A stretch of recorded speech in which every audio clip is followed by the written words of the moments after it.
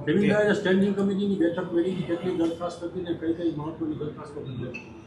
સૌથી પહેલાં તો રાજકોટ શહેરના નગરજનોને દિવાળીની હાર્દિક શુભકામનાઓ અમે પાઠવીએ છીએ. આવનારા એક વીક પછી જ્યારે દિવાળીના તહેવારો શરૂ થતા હોય ત્યારે રાજકોટ મહાનગરપાલિકા વતી આપ સૌને દિવાળીની હાર્દિક શુભકામનાઓ અમે પાઠવીએ છીએ. આજ રોજ રાજકોટ મહાનગરપાલિકાની સ્ટેન્ડિંગ કમિટીની બેઠક હતી. આ બેઠકની અંદર રાજકોટ શહેરના 18 વોર્ડની અંદર 418 કરોડ 74 લાખ જેવી માતબર રકમના ખર્ચે રાજકોટ શહેરના અલગ અલગ વોર્ડની અંદર વિકાસ કામોને આજે મંજૂરીની મહોર આપવામાં આવી છે.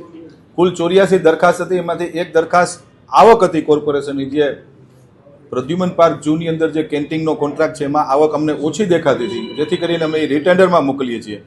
અને એક દરખાસ્ત છે એ વધુ અભ્યાસ અર્થે અમે પેન્ડિંગ રાખી છે. કુલ તમામ દરખાસ્તો જેટલી વિકાસ કામોની દરખાસ્ત હતી રાજકોટ મહાનગરપાલિકાના ભારતીય જનતા પાર્ટીના શાસકોએ આજે મંજૂરીની મહોર આપી છે. અને આવનારા દિવસોની અંદર આ 418 કરોડના જે વિકાસ કામોને અમે મંજૂરી આપી છે, મોટા પ્રમાણની અંદર રાજકોટ શહેરની અંદર વિકાસ કામો અમે લોકો કરવા જઈ રહ્યા છીએ. સ્માર્ટ સિટીમાં એક હોસ્ટેલ બનાવવાની વાત છે, વુમન્સ હોસ્ટેલ, શું વાત છે? સમગ્ર ગુજરાતની અંદર સૌથી પહેલું અને આધુનિક વર્કિંગ વુમન હોસ્ટેલ બનાવવાની પણ આજે એક સુંદર અને સારી દરખાસ્ત હતી કે જે પ્રથમ વખત એક 5 સ્ટાર રેટેડ બહેનો માટેની 95 રૂમની એક વર્કિંગ વુમન હોસ્ટેલ બનાવવાની દરખાસ્ત હતી કે રાજકોટ શહેરમાં કામ કરતા બહેનો નજીવા દરે વર્કિંગ વુમન હોસ્ટેલની અંદર રહી શકે એના માટેની દરખાસ્ત હતી. જે પહેલી ગુજરાતમાં આવડી મોટી વર્કિંગ વુમન હોસ્ટેલ રાજકોટ મહાનગરપાલિકા અટલ સરોવર સ્માર્ટ સિટીમાં બનાવવા જઈ રહી છે, એની દરખાસ્ત હતી. એને પણ અમે લોકોએ મંજૂરી આજે આપી છે. રાજકોટ શહેરમાં વારંવાર જ્યારે આપણે ભાદર નદીનું પાણી રાજકોટ શહેરમાં આપણે જ્યારે આવતું હોય છે ત્યારે એ પાઇપલાઇન ઘણા વર્ષો જૂની હતી અને વારંવાર પાણીનું બ્રેકઅપ આવતું હતું. આપણને સૌને ખબર છે કે હાઈવે ઉપર લાઇન તૂટવાના બનાવો બનતા હતા. એટલે રાજ્ય સરકારમાં માનનીય મુખ્યમંત્રી શ્રી ભૂપેન્દ્રભાઈ પટેલ અને પાણી પુરવઠા મંત્રી કુંવરજીભાઈ બાવળિયા સાહેબને અમે લોકોએ પદાધિકારીઓએ રજૂઆત કરી હતી. તેના ભાગરૂપે અમને મંજૂરી આપવામાં આવી છે.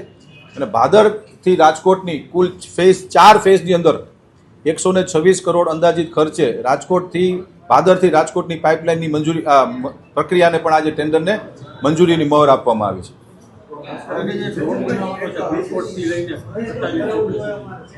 રાજકોટ શહેરનો જે બીજો રિંગ રોડ છે, બીજા રિંગ રોડમાં 3 ફેઝમાં રોડની દરખાસ્ત સ્ટેન્ડિંગ કમિટીમાં આવી ગઈ હતી.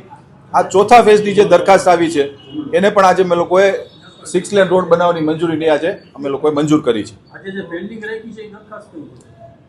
વોર્ડ નંબર 5માં આવેલ સૌરાષ્ટ્ર શૈક્ષણિક સમાજ ટ્રસ્ટની જે શાળા સંચાલન સોંપવાની જે દરખાસ્ત હતી, ભારતીય જનતા પાર્ટીના સભ્યશ્રીઓએ એની વધુ ચર્ચાના અભ્યાસ અર્થે આ સ્ટેન્ડિંગ પૂરતી એને પેન્ડિંગ રાખવામાં આવી છે.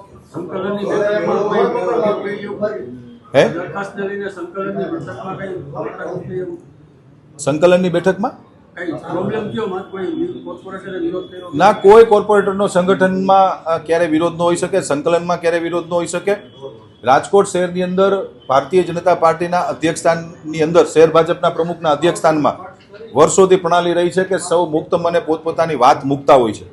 એ પ્રકારે 1 કલાકની અમારી સંકલન બેઠક કાયમ સ્ટેન્ડિંગ કમિટી પહેલાં બેસતી હોય છે.